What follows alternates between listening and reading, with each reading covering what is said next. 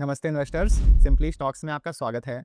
Q4 earning season शुरू हो चुका है और सभी कंपनियां अपने बिजनेस अपडेट्स निकाल चुकी हैं। तो आज के वीडियो में मार्च क्वार्टर के जो भी अच्छे बिजनेस अपडेट्स आए हैं, हम उन पर बात करेंगे।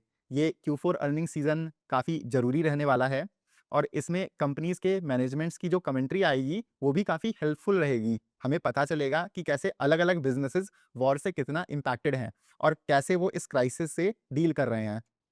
ये अर्निंग सीजन मार्केट बॉटम के साथ भी कोइंसाइड कर रहा है, तो जिनके भी रिजल्ट्स और कमेंट्री स्ट्रांग आते हैं, वहां पर अच्छी अपॉर्चुनिटीज भी बनेंगी। इसलिए अगर आप एक सीरियस इन्वेस्टर हो, आप हमारे चैनल को सब्सक्राइब कर सकते हो। हमारा नाम विकल्प मिश्रा है और हम एक सेबी रजिस्टर्ड रिसर्च एनालिस्ट हैं।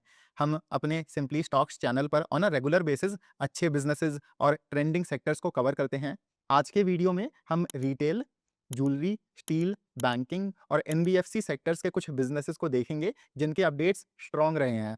और फिर जब थोड़े समय में रिजल्ट्स आने लगेंगे, उनका भी हम एनालिसिस कर रहे होंगे। पर हाँ, वीडियो शुरू करने से पहले एज ए स्टैंडर्ड डिस्क्लेमर, इनमें से कुछ बिजनेसेस में हम इन्वेस्टेड हो सकते हैं या ये हमारी रिसर्च डेस्क में ट्रैकिंग लिस्ट का भी पार्ट हो सकते हैं। ये कोई भी स्टॉक्स बाय या सेल रिकमेंडेशन बिल्कुल भी नहीं है, उसका आपको ध्यान रखना है। इसके साथ ही चलिए शुरू करते हैं। सबसे पहला बिजनेस जिसका अपडेट स्ट्रॉन्ग आया है, वो है V2 रिटेल। इनकी सेल्स Q4 मार्च क्वार्टर में, माने कि जनवरी, फरवरी और मार्च के महीनों में पिछले साल से जबरदस्त 59% ग्रो करी हैं। पर इस बार ना V2 रिटेल के एसएसजी पर काफी बवाल हुआ है। एक बार उस पर बात कर लेते हैं। Same store sales growth expectation से कम रही है। यहाँ आप देखोगे 0.8% रही है। एसएसजी का मतलब होता है कि जो पुराने स्टोर्स हैं, उनकी सेल्स कितना तेज ग्रो कर रही हैं। आप ऐसे समझो कि जो नए स्टोर्स खोलने से जो सेल्स आ रही है, वो अलग है, पर पुराने स्टोर्स कैसा परफॉर्म कर रहे हैं, ये हमें बताता है कि मार्केट में आपके बिजनेस की स्टैंडिंग कैसी है। अब इसका एक कारण ये है कि V2 बहुत तेजी से एक्सपैंड करता आया है। नए स्टोर्स ये लोग खोल रहे हैं, तो वो एसएसजी को आपका डिस्टॉर्ट कर रहे हैं। नए स्टोर्स की कम एसएसजी कंसोलिडेटेड लेवल पर एसएसजी को एवरेज आउट कर रही है। कुछ लोगों की ये कमेंट्री आ रही है कि इन्होंने रेकलेस एक्सपेंशन किया है, वो भी है। हमारा यहाँ ये ओपिनियन है कि मार्केट्स में आप देखोगे ना, काफ़ी कहानियाँ या नैरेटिव्स शेप होते हैं। नैरेटिव्स ऐसे कि आज से 1 साल पहले जब मार्केट या V2 रिटेल अच्छा कर रहा था, तब यही एसएसजी अगर आती तो इग्नोर कर दी जाती कि स्टोर एक्सपेंशन और टॉप लाइन ग्रोथ इतनी अच्छी है, उस पर ध्यान दो, एसएसजी ठीक हो जाएगी।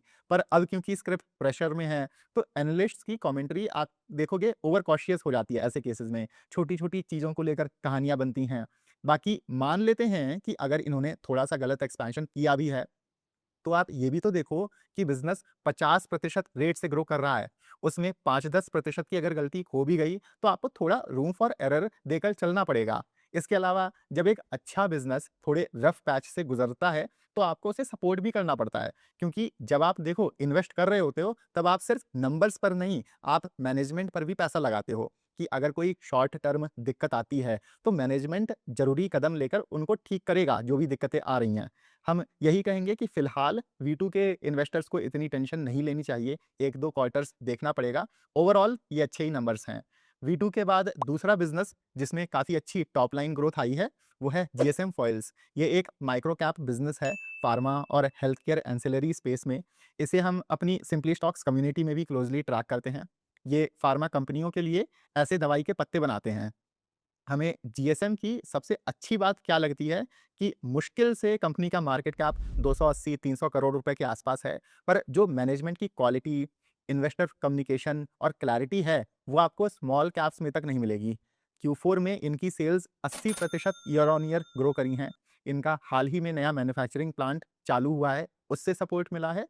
और जैसे-जैसे इस नए प्लांट में कैपेसिटी यूटिलाइजेशन बढ़ेगा, इस साल भी हमें अच्छी टॉप लाइन ग्रोथ देखने को मिलनी चाहिए। और जीएसएम तो बस एक इंटरेस्टिंग बिजनेस है। हम अपनी सिंपली स्टॉक्स कम्युनिटी में माइक्रो कैप और स्मॉल कैप यूनिवर्स के कई सारे इंटरेस्टिंग बिजनेसेस को क्लोजली ट्रैक करते हैं। उनके बिजनेस मॉडल्स, मोट, strong and weak point, risks, क्या अपॉर्चुनिटी है, सब कुछ हम इन डेप्थ स्टडी करके आपको आसान भाषा में समझाते हैं। तो अगर आप एक सीरियस इन्वेस्टर हो या अगर आपका पोर्टफोलियो बड़ा है, तो आप भी हमारी ये सिंपली स्टॉक्स की व्हाट्सएप कम्युनिटी ज्वाइन कर सकते हो।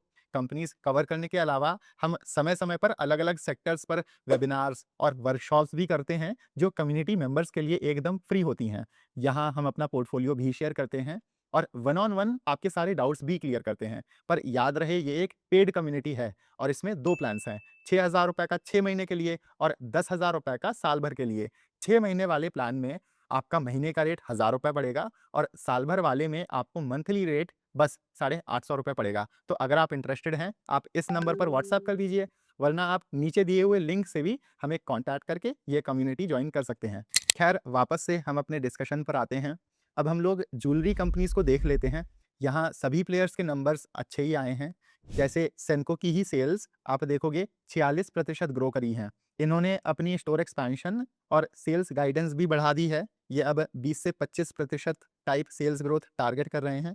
अब वैसे आप स्क्रीनर से मैच करोगे तो 10 के पीई पर सेंको आपको अच्छा लगेगा, पर यहाँ कुछ इश्यूज़ भी हैं जो आपको देखने पड़ेंगे। जैसे यहाँ पर मेन रिस्क है कि इनकी इस साल सेल्स ग्रोथ अच्छी भी रही, तो भी नेट प्रॉफिट में हमें ग्रोथ देखने को शायद ना मिले। पिछले साल इन्हें नेट प्रॉफिट में 2 से 3% के इन्वेंट्री गेन का फ़ायदा मिला था, जो इस साल नहीं रहेगा। ज्वेलरी सेक्टर में ना हेजिंग का कॉन्सेप्ट चलता है कि आपकी कितने प्रतिशत इन्वेंट्री हेज्ड है। जो अच्छे मैनेजमेंट्स होते हैं, वो ज़्यादातर अपनी इन्वेंट्री हेज करके चलते हैं, क्योंकि आपको नहीं पता कि गोल्ड का प्राइस कब गिर जाए। सोने का रेट बढ़ा पिछले साल, तो इन्हें इसका फ़ायदा मिला। इनका जो हेज रेशियो है, वो बाकी कंपनीज़ के कंपैरिज़न में कम है। पर ऐसा थोड़ी है कि हर साल उसी रेट पर सोना बढ़ता चला जाएगा और उल्टा सोना अपने पीक से लगभग 15% करेक्ट हो चुका है। इसलिए क्या पता हमें Q4 में इन्वेंट्री लॉसेस भी देखने को मिले। बाकी यहाँ डेट भी बिल्ड अप हो रहा है। तो ऑल इन ऑल ये 2-3 रिस्क हैं जो आपको देखने हैं। फॉरवर्ड बेसिस पर भी जो इनका पीई बनेगा हमारे हिसाब से 1 साल बाद वो 10 ही बनेगा। ऐसे में पीएन गडगिल जो इनका क्लोज़ पीयर है, उसका फॉरवर्ड बेसिस पर आप देखोगे मल्टीपल 15 बनता है। तो क्वालिटी ऑफ मैनेजमेंट, रिस्क्स इन सब को देखते हुए हम तो पर्सनली गडगिल में ज़्यादा प्रीमियम देने को रेडी रहेंगे। बाकी पीएनजी के तो नंबर्स भी स्ट्रॉन्ग आए हैं। इनकी रिटेल सेल्स आप देखोगे ईयर ऑन ईयर 102% ग्रो करी हैं, माने कि सेल्स पिछले साल से डबल हो गई हैं। गोल्ड के रेट बढ़ने का तो इन्हें फ़ायदा मिला ही है, पर इंटरेस्टिंग क्या है कि मिड 20s में इनको वॉल्यूम ग्रोथ भी आई है। बाकी इन्होंने भी अपनी गाइडेंस को बढ़ाकर 25% कर दिया है और ये इस साल 13,500 करोड़ सेल्स टारगेट कर रहे होंगे। तो ये नंबर्स और इंक्रीज्ड गाइडेंस इनके स्टॉक को थोड़ा सपोर्ट देंगे, हमको लगता है। क्योंकि जब Q3 के रिजल्ट्स के बाद जो कॉन कॉल हुई थी, तो मैनेजमेंट ने तो गाइडेंस रिड्यूस करके पूरा सेंटिमेंट खराब कर दिया था। पर एनीवेज ये नंबर्स अच्छे हैं एंड होपफुली अगर और कोई सरप्राइजेस नहीं आते हैं, तो ये बिज़नेस भी आगे चल के आपका ट्रेंड कर सकता है। अब बड़े प्लेयर्स में आएँ तो कल्याण ज्वेलर्स का भी काफ़ी स्ट्रॉन्ग अपडेट आया है। सेल्स ग्रोथ इनकी 64% रही है। लास्टली मार्केट लीडर टाइटन के भी बहुत अच्छे नंबर्स आए हैं। डोमेस्टिक ज्वेलरी बिज़नेस इनका 46% ईयर ऑन ईयर ग्रो किया है Q4 में। मार्केट ने भी इतने अच्छे नंबर्स देखकर टाइटन को रिवॉर्ड किया है। आप देखोगे ये बिज़नेस अभी अपने ऑल टाइम हाई पर चल रहा है, जबकि बाकी ज्वेलर्स पीएन गडगिल से लेकर कल्याण सब डायरेक्ट होकर इतने हेवी डिस्काउंट्स पर ट्रेड कर रहे हैं। तो ये जो टाइटन का मूवमेंट है, ये शायद बाकी बिज़नेसेस के लिए भी थोड़ा फ़ेवरेबल हो जाए। मार्केट उनको क्या पता थोड़ी अच्छी नज़र से देखने लगे। आखिरी में ये एक मार्केट में नया बिज़नेस लिस्ट हुआ है, पीएनजीएस रेवा डायमंड के नाम से। ये पीएन गडगिल ग्रुप की ही कंपनी है। ये एसआईएस माने कि शॉप इन शॉप स्टोर्स चलाते हैं गडगिल के स्टोर्स में। जैसे अगर आपने मालाबार, कल्याण या टाइटन के ज्वेलरी स्टोर्स में नोटिस किया होगा कि ऐसे अलग फ्लोर्स या सेक्शंस डिवाइडेड रहते हैं। डायमंड ज्वेलरी के लिए अलग, सिल्वर ज्वेलरी के लिए अलग। तो पीएन गडगिल ने अपने डायमंड बिज़नेस को ऐसे सेपरेट दिखाकर लिस्ट कर दिया और मार्केट से कैपिटल रेज़ कर लिया एक्सपेंशन के लिए। इनका टारगेट है कि अब ये एसआईएस के अलावा अपने dedicated full fledged diamond jewellery के स्टोर्स भी खोलेंगे। पर रिस्क क्या है कि जैसे ही कंपनी अपने खुद के स्टोर्स लॉन्च करना शुरू करेगी, मार्जिन्स में भारी गिरावट आएगी। अभी कई सारे खर्चे पीएन गडगिल के साथ इनके शेयर हो जाते हैं। दूसरी चीज़ क्या है कि जो भी लोग ना बस इनकी ये 97% की सेल्स ग्रोथ देखकर खुश हो रहे हैं, वो डायमंड सेगमेंट में लैब ग्रोन डायमंड के रिस्क को नहीं देख रहे हैं। बिकॉज़ इनके जब रिज़ल्ट्स आएँगे और जो कॉन कॉल रहेगी, वो आपको बहुत केयरफुली सुनना पड़ेगा कि मैनेजमेंट की लैब ग्रोन डायमंड्स पर क्या कमेंट्री है और वो कैसे बिज़नेस को शेप होता हुआ देख रहे हैं। बिकॉज़ आप देखोगे ग्लोबल लेवल पर LGD jewellery, natural diamond jewellery का मार्केट शेयर छीन रही है और अभी इंडिया में भी बहुत सारे आपके लैब ग्रोन डायमंड प्लेयर्स आ रहे हैं। हम खुद एक लैब ग्रोन डायमंड कंपनी में इन्वेस्टेड हैं।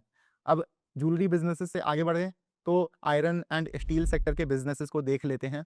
इनमें पाइप्स और ट्यूब्स कंपनीज़ के इतने अच्छे नंबर्स नहीं आए हैं। वैसे काफ़ी टाइम से ये सेगमेंट आपका स्ट्रगल ही करता आया है। जेटीएल के नंबर्स हाँ, सरप्राइज़िंग थे काफ़ी। आप देखोगे कि इनकी वॉल्यूम्स कंसोलिडेटेड बेसिस पर 50% ग्रो करी हैं। पर वो देखना पड़ेगा कि वो बस एक दफ़ा है या कंपनी में कुछ बदलाव आया है। इसके अलावा प्राइसिंग क्या चल रही है, वो भी हमको कॉन कॉल में पता लगेगा। स्टील ट्यूब्स और पाइप सेगमेंट में प्राइसिंग खराब होने से कंपनियों के मार्जिन्स बिगड़े थे Q3 में और संभव के भी सरप्राइजिंगली नंबर्स उतने अच्छे नहीं थे। वैल्यू एडेड कैटेगरी में ज़रूर वॉल्यूम ग्रोथ है, पर आप देखोगे बल्कि स्टील ट्यूब्स और पाइप सेगमेंट में इनकी ग्रोथ तो जेटीएल से भी पीछे है। तो ये थोड़ा डिसअपॉइंटिंग रहा। पर पॉजिटिव चीज़ क्या हुई है सेक्टर में कि प्राइसिंग पावर आपकी वापस आ रही है और ऐसे में आपके जो इंटीग्रेटेड प्लेयर्स हैं, माने कि वो कंपनियाँ जिनकी खुद के माइंस हैं, फिर खुद की प्रोसेसिंग प्रोसेसिंग करके आयरन और स्टील वो डेवलप करती हैं, तो वो कंपनियाँ या वो प्लेयर्स आपके ऐसे एनवायरनमेंट में अच्छा कर सकते हैं। इसमें आप लॉयड्स मेटल्स एंड एनर्जी को देख सकते हैं। इनका हाल ही में केपेक्स लाइव गया है, जिसके बेसिस पर कंपनी ने बहुत अच्छी वॉल्यूम ग्रोथ रिपोर्ट करी है। आयरन ओर का आउटपुट बढ़ा है, साथ के साथ डीआरआई और पेलेट्स में भी अच्छी ग्रोथ देखने को मिली है। हमने तो ये अपडेट आते ही इसे अपनी सिंपली स्टॉक्स कम्युनिटी में शेयर कर दिया था और ये बिज़नेस तब से ट्रेंड भी किया है। अब मूविंग फॉरवर्ड बैंक्स और एनबीएफसीज़ में ओवरऑल अपडेट्स ठीक-ठीक हैं। रिजल्ट्स आएँगे और जब कमेंट्री मिलेगी मैनेजमेंट की, तो पता चलेगा कि वॉर की वजह से एमएसएमईज़ और कंज्यूमर लोन्स का जो एनवायरनमेंट है, वो कैसा चल रहा है और वहाँ सेंटिमेंट कैसा है। सीएसबी बैंक का अपडेट अच्छा था। ये गोल्ड लेंडिंग में एक बिज़नेस है, जिसे हम लोग अपना सिंपली स्टॉक्स कम्युनिटी में भी क्लोज़ली ट्रैक करते हैं। गोल्ड लोन्स आप देखोगे 53% ग्रो किए हैं, जिसकी वजह से ग्रॉस एडवांसेस में भी 27% की ग्रोथ आई है। Q3 में यहाँ थोड़े एसेट क्वालिटी इश्यूज़ सामने आए थे, पर होपफुली वो Q4 में कंट्रोल में आ जाने चाहिए। बाकी रिजल्ट्स आएँगे तो और पता चलेगा। और बाकी लेंडिंग में माइक्रो फाइनेंस सेक्टर आपका बहुत अच्छा बाउंस बैक किया है। आप जिस किसी भी माइक्रो फाइनेंस लेंडर को देखोगे, उज्जीवन या उत्कर्ष स्मॉल फाइनेंस, क्रेडिट एक्सेस ग्रामीण, सैटिन क्रेडिट केयर, सभी के एसेट क्वालिटी नंबर्स इंप्रूव हुए हैं और इन्होंने स्पीड से फिर से माइक्रो फाइनेंस लोन्स देना चालू कर दिया है। और इन बिज़नेसेस को आप सिर्फ पीबी रेशियो पर मत जज करना, क्योंकि पिछले साल तो सेक्टर आपका पूरा गड्ढे में चला गया था। यहाँ आपको बिज़नेसेस की डायरेक्शन समझनी है और ये देखना है कि इनकी जो टोटल लोन बुक है ना, उसमें से माइक्रो फाइनेंस लोन्स का कितना कंट्रीब्यूशन है। क्योंकि कई सारे लेंडर्स ने अपनी माइक्रो फाइनेंस बुक पिछले साल क्राइसिस की वजह से उल्टा कम कर दी थी। तो जिनका माइक्रो फाइनेंस एक्सपोज़र ज़्यादा है, वो आपके बेहतर बिज़नेसेस हैं इस स्पेस में, अगर आपको ये साइकिल खेलनी है। इस वजह से पर्सनली हमको इक्विटास इतना पसंद नहीं आता है। इन कंपैरिज़न आपका उज्जीवन, उत्कर्ष, इनका एक्सपोज़र ज़्यादा है। उज्जीवन की तो 50% लोन बुक माइक्रो फाइनेंस की ही है। सैटिन क्रेडिट केयर का अब आप देखोगे तो ईयर ऑन ईयर डिसबर्समेंट्स 43% और क्वार्टर ऑन क्वार्टर 37% ग्रो किए हैं। एयूएम क्वार्टर ऑन क्वार्टर 14% बढ़ा है। ऐसे ही उज्जीवन स्मॉल फाइनेंस का आप देखोगे, ओवरऑल डिसबर्समेंट्स 31% ग्रो किए हैं। डिसबर्समेंट्स मतलब कितने नए लोन्स दिए जा रहे हैं, वो होता है। और ग्रुप और इंडिविजुअल लोन्स जो मेन इनके माइक्रो फाइनेंस लोन्स होते हैं, यहाँ पर आप देखोगे 40% और 16% की ईयर ऑन ईयर ग्रोथ आई है उज्जीवन के लिए और लगभग 12% की क्वार्टर ऑन क्वार्टर ग्रोथ है। एसेट क्वालिटी नंबर्स इंप्रूव हुए हैं और यही एसेट क्वालिटी इंप्रूवमेंट का ट्रेंड आपको क्रेडिट एक्सेस ग्रामीण के अपडेट में भी दिखेगा। यहाँ पर भी आप देखोगे पोर्टफोलियो एट रिस्क बकेट्स बेहतर हुए हैं। पार को आप ऐसे समझो कि पार आपका आगे चलकर एनपीएस बनते हैं। अगर पार बेहतर हो रहा है, मतलब कि कंपनी की एसेट क्वालिटी बेहतर हो रही है। इनके भी डिसबर्समेंट्स में अच्छी ग्रोथ आई है। और हाँ, माइक्रो फाइनेंस देखिए, आपका high risk high margin segment है, तो यहाँ अपॉर्चुनिटीज़ अच्छी बनती हैं, पर at the same time risky भी है। इकोनॉमी में थोड़ा सा भी स्ट्रेस आता है ना, तो इस सेक्टर को तो एकदम साँप सूंघ के चला जाता है। तो यहाँ पर आप रश मत करो। अगर आप माइक्रो फाइनेंस लेंडर्स में पोजीशन बिल्ड कर रहे हो, तो धीरे-धीरे करो, कोई अभी जल्दी नहीं है, बिकॉज़ मैक्रो इकोनॉमिक लेवल पर काफ़ी ज़्यादा अनसर्टेनिटी है। अब आखिरी में ऑटोमोबाइल कंपनीज पर बात कर लेते हैं, फिर हम लोग वीडियो एंड करेंगे। तो ऑटो सेक्टर के जनवरी और फरवरी के तो नंबर्स अच्छे आ रहे थे, पर मार्च में ना कॉमर्शियल आपका जो व्हीकल सेगमेंट है, वहाँ पर हमें उतने स्ट्रॉन्ग नंबर्स देखने को नहीं मिले हैं। इसमें वॉर का भी इम्पैक्ट हो सकता है।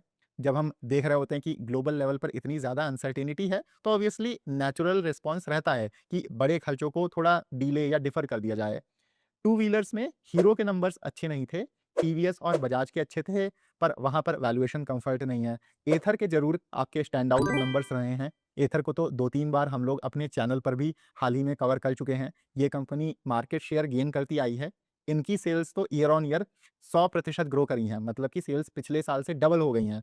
और जो फ्यूल शॉर्टेज के रूमर्स बन रहे थे, उनका भी एथर को फ़ायदा मिला है। आपके जान-पहचान में अगर कोई एथर का शोरूम चलाता है, आप उनसे पूछोगे जाके, तो सब बोलेंगे कि मार्च के मंथ में उन्होंने अपने खुद के इंटरनल टारगेट से बहुत-बहुत ज़्यादा यूनिट्स सेल किए हैं। और अभी अगर आप न्यूज़ फॉलो कर रहे होंगे, तो दिल्ली गवर्नमेंट ने ड्राफ्ट ईवी पॉलिसी निकाली है, जिसके अंतर्गत ऐसा हो सकता है कि 2028 के बाद आईसीई टू व्हीलर्स बैन हो जाएँ दिल्ली में। सिर्फ ईवीज़ के रजिस्ट्रेशंस अलाउ होंगे। तो अगर ऐसा होता है, तो वो भी एक बहुत बड़ा ट्रिगर रहेगा एथर के लिए। तो भले ही ये बिज़नेस अभी अपने ऑल टाइम हाई पर चल रहा है, पर आप सिर्फ स्टॉक प्राइस या चार्ट को मत देखो। यहाँ पर loss to profit journey play out हो रही है। इनके मार्जिन्स बेहतर हो रहे हैं। आप इस बिज़नेस को प्लीज़ एक बारी खुद से स्टडी कर लो। बाकी अगर आपको ये वीडियो पसंद आया है, तो इसे लाइक ज़रूर करिएगा। साथ में आप हमारे चैनल सिंपली स्टॉक्स को भी सब्सक्राइब कर सकते हैं। अर्निंग सीज़न अभी बस शुरू ही हुआ है। आने वाले समय में हम आपके लिए कई सारे अच्छे-अच्छे बिज़नेसेस पर कमेंट्री ला रहे होंगे। मिलते हैं हम आपसे अगले वीडियो में। Happy investing.